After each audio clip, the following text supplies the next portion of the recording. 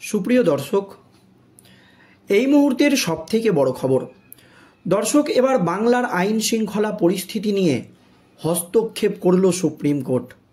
শুধু হস্তক্ষেপই নয়, এবার কেন্দ্রীয় তদন্তকারী সংস্থার সিবিআই আধিকারিকদের চরম নির্দেশ দিলেন সুপ্রিম কোর্টের বিচারপতিরা।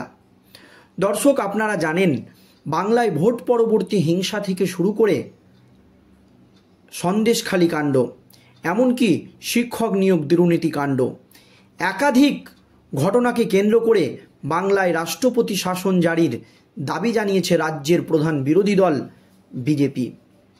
এই মর্মে রাজ্যপাল সিবি আনন্দ বোসের সঙ্গে তারা বৈঠকে করেছেন। একাধিকবার রাজ্যপাল কেন্দ্রীয় সরকারকে চিঠিও পাঠিয়েছে বাংলায় রাষ্ট্রপতি শাসন জারি করার জন্য। এমনকি আরজিকর কাণ্ডে মহিলা চিকিৎসকের মৃত্যুর ঘটনায় বাংলার আইন শৃঙ্খলা ব্যবস্থার অবনতি হয়েছে বা বাংলার আইন শৃঙ্খলা পরিস্থিতি একেবারে তলানিতে এসে ঠেকেছে, এই দাবি করেছিলেন খোদ কলকাতা হাইকোর্টের প্রাক্তন বিচারপতি তথা তমলুক লোকসভা কেন্দ্রের বিজেপি সাংসদ অভিজিৎ গঙ্গোপাধ্যায়, এবং তিনি রাজ্যপাল সিবি আনন্দ বোসের সঙ্গে বৈঠকও করেছিলেন বাংলায় রাষ্ট্রপতি শাসন জারি করার জন্য। দাবি জানিয়েছিলেন। এর পরপরই শিক্ষক নিয়োগ দুর্নীতি কাণ্ড নিয়ে একটি মামলা ওঠে সুপ্রিম কোর্টে, আর এই নিয়ে রাজ্যের আইন শৃঙ্খলা পরিস্থিতি এবং সিবিআই তদন্ত নিয়ে চরম নির্দেশ দিলেন আজ সুপ্রিম কোর্টের বিচারপতিরা। 2022 সাল থেকে রাজ্যে নিয়োগ দুর্নীতির রমরমা।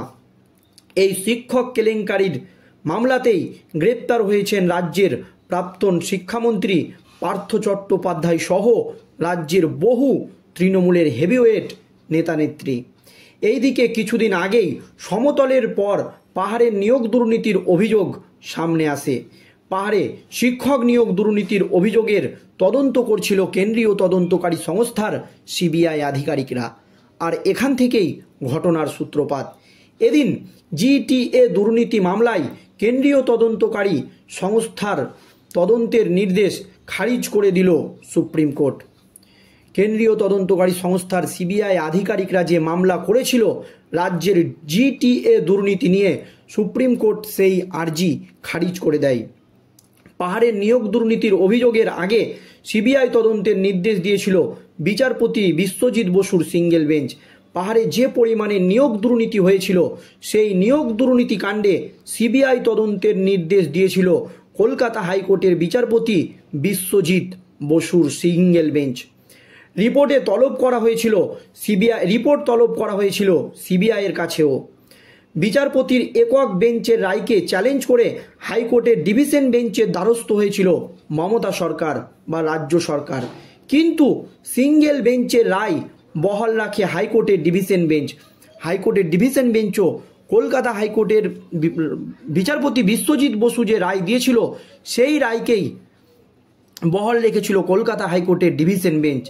এর পরপরই প্রত্যেকটা মামলার মতো এই মামলা নিয়েও সুপ্রিম কোর্টের দ্বারস্থ হয় রাজ্য সরকার, আর সেখানেই সিবিআইকে একেবারে তুলোধনা করলেন সুপ্রিম কোর্টের বিচারপতিরা, এবং এই মামলার সুরাহা সুপ্রিম কোর্টেই হলো।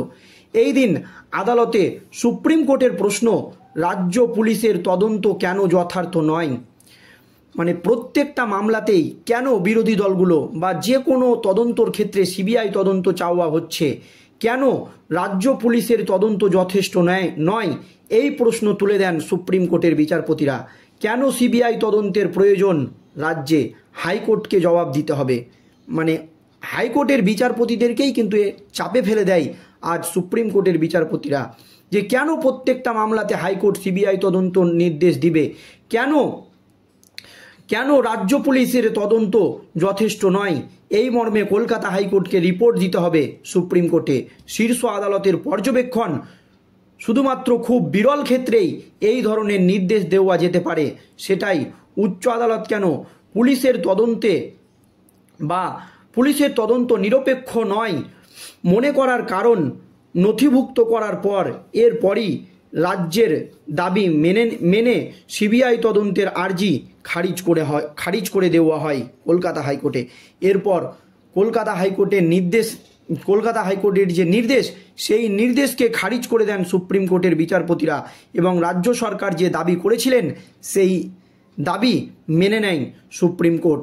প্রসঙ্গত, পাহাড়ের নিয়োগ দুর্নীতির অভিযোগে রাজ্যের প্রাক্তন শিক্ষামন্ত্রী পার্থ চট্টোপাধ্যায় সহ একাধিক শাসক দলের নেতাদের বিরুদ্ধে এফআইআর ঠুকেছিল খোদ রাজ্য সরকার।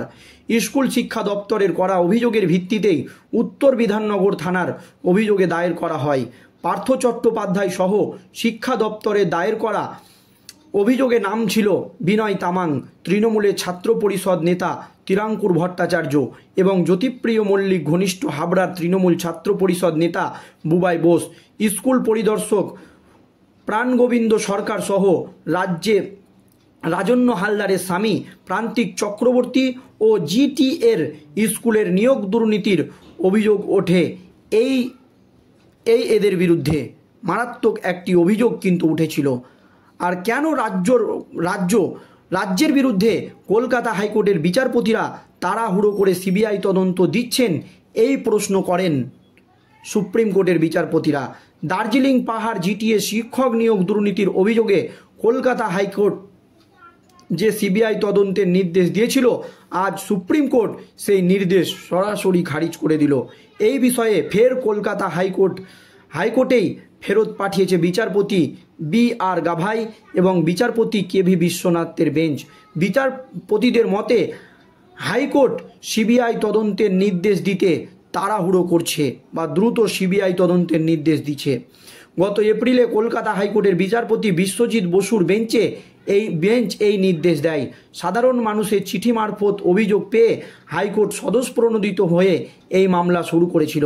অভিযোগ ছিল জিটিএ নেতা বিনয় তামাং স্থানীয় তৃণমূল নেতাদের সাহায্যে 700 থেকে 1000 জনকে বেআইনিভাবে নিয়োগ করেছিল।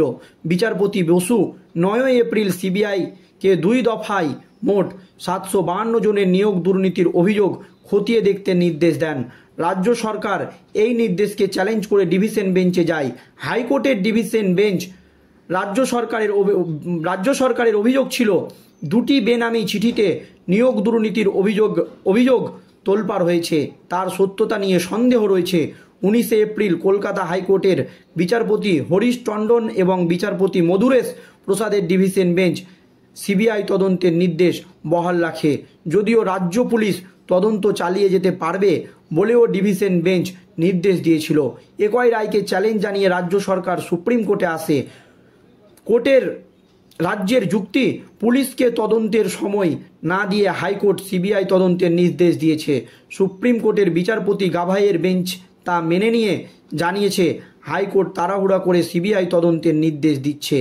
যে কোনো মামলায় দ্রুত হাইকোর্ট সিবিআই তদন্তের নির্দেশ দিচ্ছে, এই মর্মে হাইকোর্টকে রিপোর্ট দিতে হবে এবং রাজ্য সরকারের সমস্ত দাবি আজ সুপ্রিম কোর্ট মেনে নিয়েছে। এই নিয়ে রাজনৈতিক মহলে প্রশ্ন উঠতে শুরু করেছে। দর্শক, এই নিয়ে আপনাদের মতামত অবশ্যই কমেন্টে জানাবেন।